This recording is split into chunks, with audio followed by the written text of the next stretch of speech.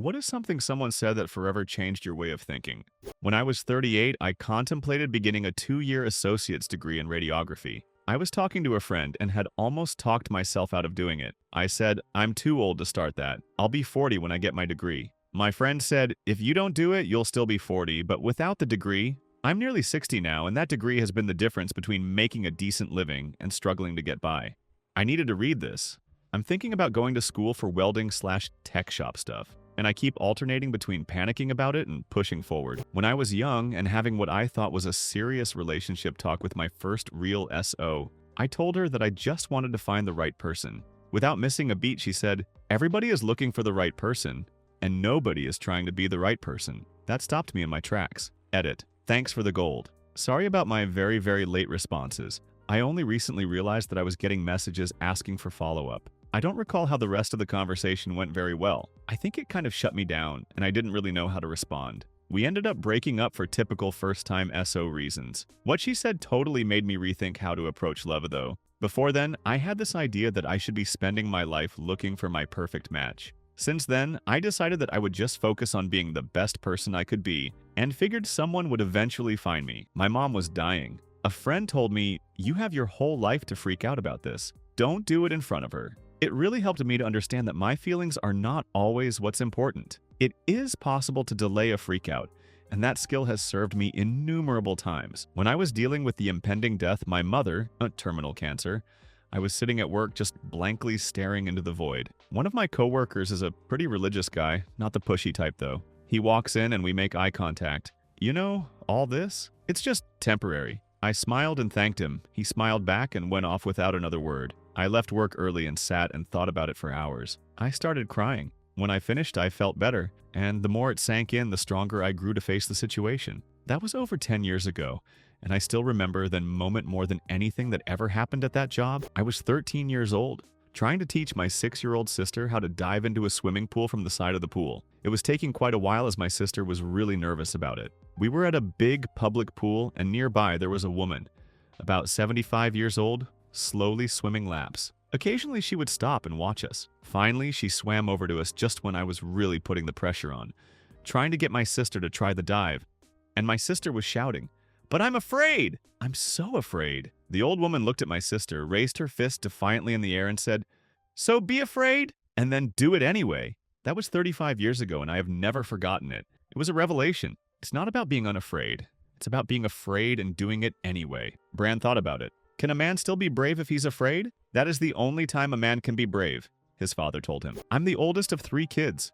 I'm older than my little brother by 2.5 years and my little sister by 9.5. When I was about 14 or so, arguing with my dad in private about something I don't remember, he, being the second oldest of 8 kids, told me, any decision you make in this household, you make 3 times. Once when you make it, once when your brother makes the same decision after watching you do it, and once when your sister makes the same decision after watching you and your brother do it. How you treat your brother will tell him how he can treat your sister, and how you treat your sister tells her how she will expect to be treated for the rest of her life, even as far as her future boyfriends. That kind of shook me up and made me rethink my role as the oldest child. I started taking my responsibilities as the role model a lot more seriously after that. Even when you aren't trying to actively influence those around you, those who look up to and respect you will still base their decisions, in part, on how they've seen you handle similar situations. If you break down and get stressed and angry when something inconvenient happens, they'll feel better doing the same when something similarly small happens to them. But if you keep your cool in a dire situation and under a lot of stress, it can inspire them to believe they can do the same. Edit. Thank you for the gold, stranger. I'll pay it forward. When I was 19/20, my mom started taking out loans to build houses abroad, which I thought was a silly and expensive waste of money, but she told me it had always been her dream to own land, be a landlady, which I thought was strange considering she was a nurse and she'd never once mentioned it in all the years I'd known her. A few months later, it dawned on me that it had coincided perfectly with the time my younger sister, who was the last born, had left the house to go off to school. Now, considering she had 4 kids, it hit me that she'd basically put her entire life on hold just to take care of us. And this wasn't just old school got a job. It was full-on move to a different country, move heaven and hell, to make sure we'd had a good life. And after over 30 years of putting the work in for us, she'd finally turned around and started working on her dream. Absolutely floored me and was the first, whoa, my mom's an actual person, and not just my mom, who'd done all this for me. Appreciate your parents, people, and hopefully do the same for your kids. My old boss, the CEO of a small hospital, told me a story from back when he was a lab technician. For simplicity, let's call him Dan. Dan had forgotten to check some sort of mechanism on a piece of equipment he used. It malfunctioned and broke the equipment, which ended up having around a $250,000 repair bill. The next day, Dan's boss called him in to talk about it, and he was sure he was going to be fired. His boss asked him why he didn't do a proper check, made sure he understood what happened, and sent him back to work. Dan asked him, "Am I not getting fired? I was almost sure that's what this was about." His boss said, "No way, I just spent $250,000 teaching you a lesson you'll never forget. Why would I fire you now?" It seems silly, but that attitude always resonated with me. Don't make professional decisions based on emotional responses. Always know what your goal is when dealing with someone and what exact problem you are trying to solve. Everyone makes mistakes, and yelling at them just makes them resent you and become defensive. Being calm and understanding will make people look up to you. Edit. I agree, I'm almost positive it isn't an original story, but the core lesson is still the same. Some software I was responsible for at my previous job failed. I don't remember what it was about, but the damage was greater than $5,000 at the time. When I apologized and explained to my boss what had happened, he simply said, "Only people who don't work make no mistakes." One hell of a apology accepted. Let's move on statement. I absolutely love this. Similar thing happened to myself. I was in the process of using a press at my job to keep a hollow steel rod in place. Only half was hollow though. When I lowered the press, it crushed a hollow section of the rod because I was too lazy to make sure the alignment was right since I was confident in my guesstimate. Boss pulled me aside to tell me the rod wasn't replaceable, but we had the same machine the rod was from at our shop, and we would scrap ours to take the rod. Later asked why I wasn't fired, forced to pay for a new whole machine. His response was the same as your boss's. "I know you won't make this mistake again at a small loss to us. Now your value is greater." Love these sort of bosses as they seem to have a greater sense for the value of their employees. As well as we all make mistakes but can learn from them. Edit. Thank you Reddit for molesting my inbox over your. I will not forget this day. My dad is a deacon of a church, and one part of his duties was to visit with people in retirement homes and bring them communion. He couldn't go one day, and he asked me, I was in high school at the time, to go in his place. Perhaps obviously with me being young and the people in the homes being elderly, age was a frequent topic of conversation. One old man told me, "The hardest thing about getting old is running out of people who understand you." That is, each generation has a unique way of looking at the world and what it means to be alive in it. And as new generations come and redefine what the world is, one's world gets smaller and smaller as there are fewer people around who understand your world in the same way. We are all marching toward obsolescence. I think I became much more of a realist that day. You have an attitude. It was said to me by a friend when I was about 25. I'm almost 40 now. He elaborated by saying that my personality carries a huge lack of humility. The things I would say or do in most cases was very off-putting to a majority of people. I always had a better story after someone finished theirs.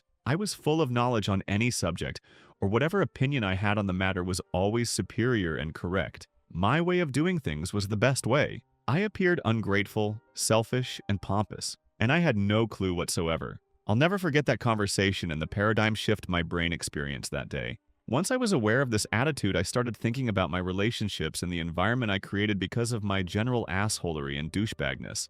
I actually sunk into depression for a short time, realizing the way I had treated people and taken them for granted. Over a few years, I slowly learned so many things about myself and others. I learned how to listen, to enjoy myself in groups and not need to be the focus of the group, to be compassionate and empathetic, to give advice only when asked or out of heartfelt concern or genuine worry, to put others first when it counts, to show up, to be a friend instead of a competitor. I've learned many other things from that statement, too many to list. It's incredible to me how I'm still learning. I think we all are and no one really has it figured out. I know I don't. But I'll never forget how that one small statement has a long-term effect on me. I wish you could convey this to my friend. He is so bright and witty and handy, yet he is so unconsciously arrogant it's painful to be around him. He's so friendly, it's weird. It's like he can, in the most friendly and causal way, tell you that you're stupid for liking a certain band or TV show, and undermines people's opinions and preferences all the time. When confronted, he refutes it all because he's good at talking.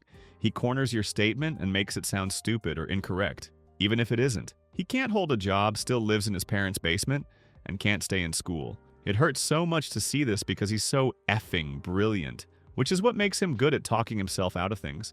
They aren't up to his superior opinions and standards. He could do so much, but his intelligence has just consumed itself with its own pride. How can I get through to him? My mom was in a nursing home recovering from a heart attack, a battle she eventually lost. She had struggled with depression in her life, and this was hitting her very hard. She had worked in nursing homes and hated them. I spent hours a day with her, and some days were better than others. I pushed her a lot, encouraging a positive outlook and patience. Patience with herself, her situation, the staff, everything. I started taking in some headphones, thinking maybe music would cheer her up. So one afternoon, I'm sitting next to her bed, and she's listening to my iPhone, and tears just start running down her face. I pulled the headphones off her and started asking her what was wrong, asking her not to cry. She looked at me and smiled like a mother looking at her son, and simply asked me, what if that's what I need right now? To cry. Then she pulled the headphones back on. Through all the pain and chaos of the last few years, that really stuck with me. What if sometimes you don't need to focus on the positive?